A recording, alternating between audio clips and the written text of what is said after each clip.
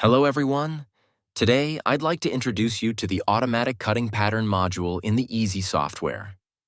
Using the example of the 4-point sail, which was already covered in the chapter's first steps, form finding and static analysis, I'll show you how easily accurate cutting patterns can be created. These patterns already include edge allowances, welding marks, and material compensations, and are optimally adapted to the roll width of the base material used. We are still working within the project path of the 4-point sail. In the Easy shell, the program modules are organized in tabs. There are two options for generating cutting patterns. First, the cutting pattern generation, and second, the automatic cutting pattern generation, which will now be explained in more detail. In the graphical user interface, there are 5 tiles arranged side by side. The cutting process follows a left-to-right sequence. To begin, the program GED can be launched by clicking the first tile. It opens in a separate window. The pre-selected EIN file and DRE file are displayed. This serves to illustrate and confirm that the correct input data has been selected. What is shown is the geometry from the form-finding process, which was created in the first video. As all input data is correct, the GED window can now be closed. The geometries must be cleaned up from the primary structure and prepared for cutting. This is done by clicking the second tile with the green arrow labeled Prepare AutoCAD. Afterwards, the window Parameters for AutoCut Procedure can be opened by clicking the Strip Width Definition tile. In the first parameter field, the desired strip width is entered. In this example, 1.72 meters. This value is based on a material width of 1.8 meters, from which 2 centimeters are subtracted on each side to account for possible damage and manufacturing tolerances. An additional 2 centimeters per side are deducted for the welding seam allowance. All other parameters remain at their default settings. Only the checkbox Adjust Start and End Width is enabled. This ensures that the cutting widths of the first and last segments are automatically aligned and adjusted to match each other. The blue lines shown do not correspond to a cutting plane. They merely indicate a prediction of the starting positions of the cuts and their direction. The window is closed by confirming the inputs with the OK button. Now that all preparations are complete, the actual cutting process can be started by clicking the AutoCut Iteration tile. The results are displayed in real time in the information area during the calculation process. After the first iteration is complete, you can scroll up to view the cutting widths. These are listed in the order of the strips. In the first step, none of the strips has a width of 1.72 meters. Additionally, the first and last strips differ significantly from each other. The cutting patterns can also be visually checked by launching the Strip add-on module. This is done by clicking the corresponding icon in the Quick Start toolbar. In a new window, the geometry with the geodesic lines of the cutting strips is displayed. Here, too, the deviation between the first and last strip is clearly visible. As in every graphical window in the Easy program, the perspective can also be changed here by moving the mouse while holding down the right mouse button. By default, Easy generates cutting patterns along geodesic lines. A geodesic line is defined by 2 edge points and the shortest connection between them on a curved surface. A simple example. If you stretch a rubber band between 2 points on a curved surface, it will naturally settle along the shortest possible path. This has the advantage that the edge curves in the flattened cutting pattern are less curved. By switching to the top view, the curved path of the geodesic lines on the 3D surface becomes visible. A shape that, as mentioned, results in less curved edges in the flattened cutting pattern. The window can now be closed. A key advantage of the Easy software becomes apparent at this point. To significantly improve the quality of the cutting patterns, the automatic process can be repeated iteratively, simply by clicking the AutoCut Iteration tile multiple times. After 4 calculation iterations, the strip widths are checked again in the information panel. At this point, a highly precise result is achieved, with only minimal deviations in the micrometer range.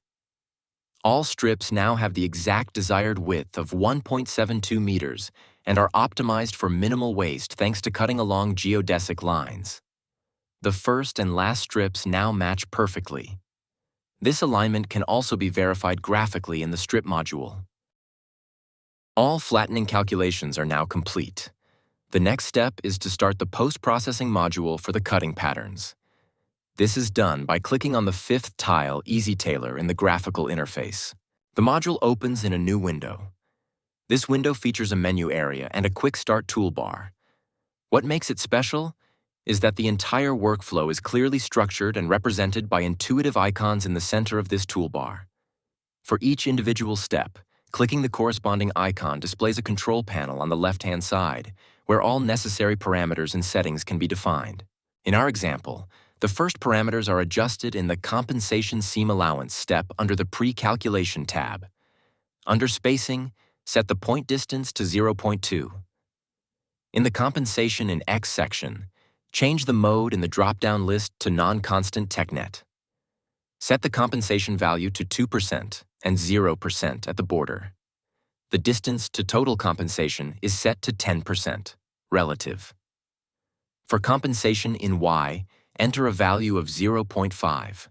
The differing values in X and Y directions are based on biaxial tensile tests along the warp and weft directions of the fabric. These must be determined individually depending on the material. Under additional widths, the seam line is set to 0.02 meters. Finally, confirm all inputs by clicking Apply Changes and Recalculate. In the Attention pop-up window, confirm by clicking Yes. In the graphical interface, the entered parameters can be visually reviewed.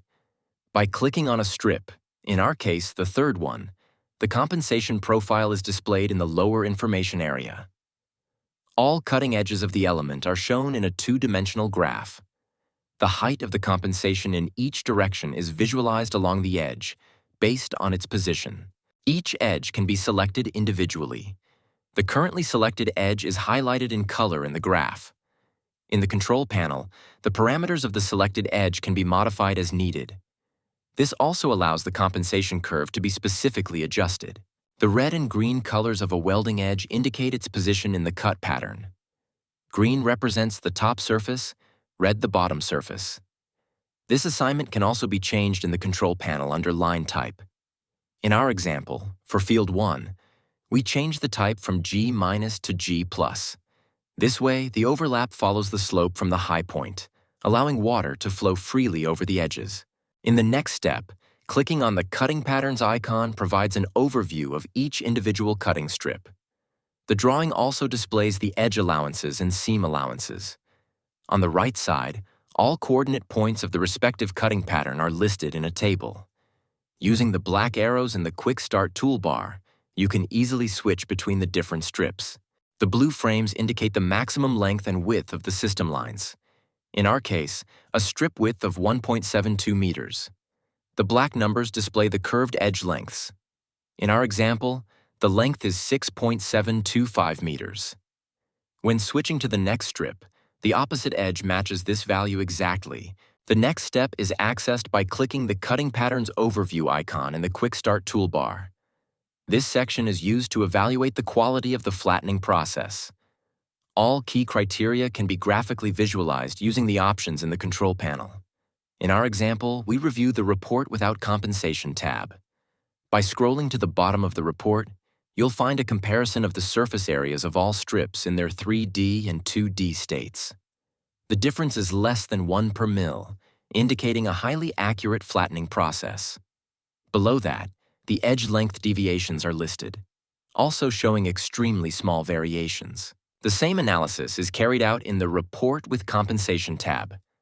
Again, by scrolling to the bottom of the report, you'll reach the section that compares the surface areas of the strips in both 3D and 2D states. In the case of compensation, the surface difference is slightly over 2%.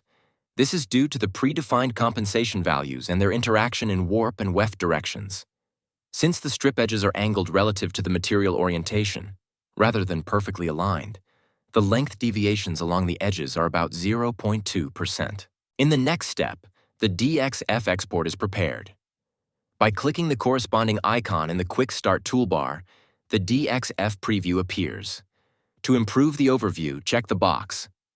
All strips into one single file in the control panel under the Export Parameters, File Names tab. This ensures that all strips are combined into a single DXF file. Individual elements can be assigned to layers. To do this, switch to the Layer tab. Under Layers, enter the new layer name label. Select Color 5, Blue, from the drop-down list. Click the Add button to add the layer to the list. Repeat this procedure for the following layers: System with green, and Marks with red. Finally, the created layers must be assigned to the corresponding elements. This is done in the Configuration area. Next to each element, there's a drop-down menu listing the previously created layers. Select the System layer for main boundaries. Assign the Label layer for pattern name. Use the Marks layer for welding marks. The color changes are immediately reflected in the graphical interface, making it easy to visually distinguish the elements by layer. At the cutting edges, the system lines and welding marks are clearly visible and distinguishable.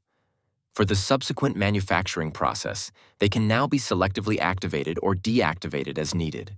All steps of the cutting process are now complete, and the result can be exported as a DXF file for further processing. This is done by clicking the right DXF icon. Afterward, the Tailor module can be closed. Thank you for your attention. This was the final video in the series, First Steps with the Easy Software Suite. In the first part, we introduced a basic form-finding process for a 4-point sail. The second part demonstrated how to use the new statics module and how to quickly perform a structural analysis.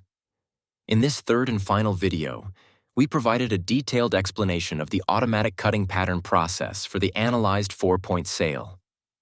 If you have any further questions or are interested in our software system, please don't hesitate to contact our friendly and experienced team. We'll be happy to assist you.